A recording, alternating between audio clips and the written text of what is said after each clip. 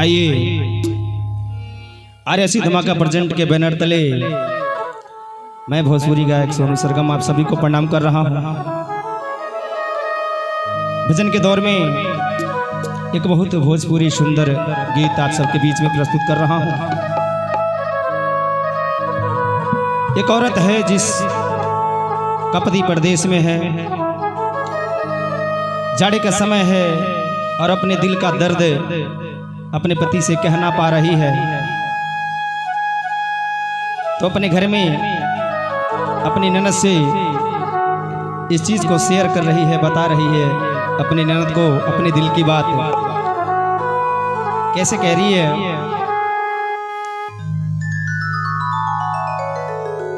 परदेसिया बलम के बिना रह लो न जाता, कि छोड़ी के पराइल हमरा और है बुझाता।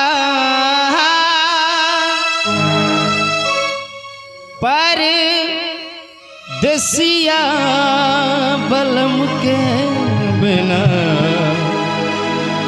रह लो न जाता। आइए भाव में कहना है कैसे? हो परदेसिया बलम के बिना रह लो न जाता। परदेसिया बलम के बिना रह लो न जाता। छोड़ी के पराइल हमरा, छोड़ी के पराइल हमरा इहे बुझाता। परदेसिया बलम के बिना रह लो न जाता, रह लो न जाता।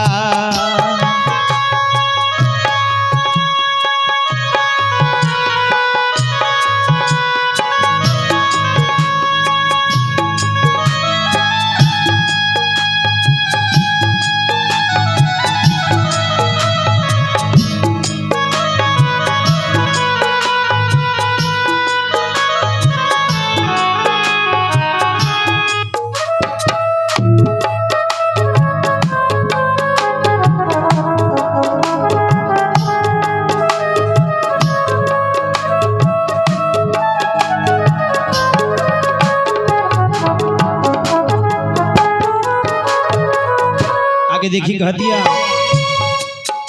वो सुतल रहनी हम अपना से जरिया, संग में बलम जी रहल वो।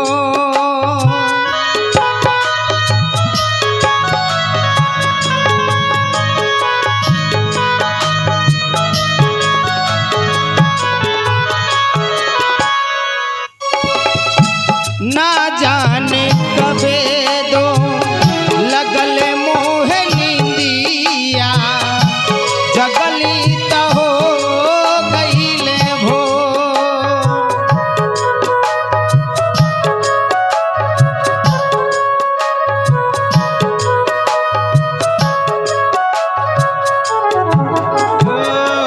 सुतल रहनी हम अपना से जरिया, संग में बलम जी रहल मो।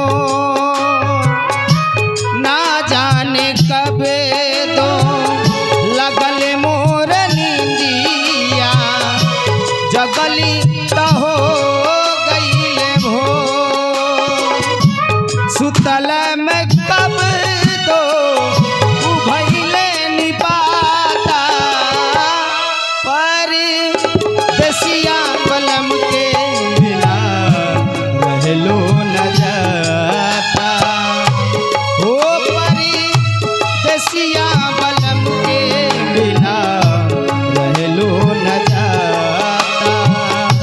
छोड़ी के पराइल हमरा, छोड़ी के पराइल हमरा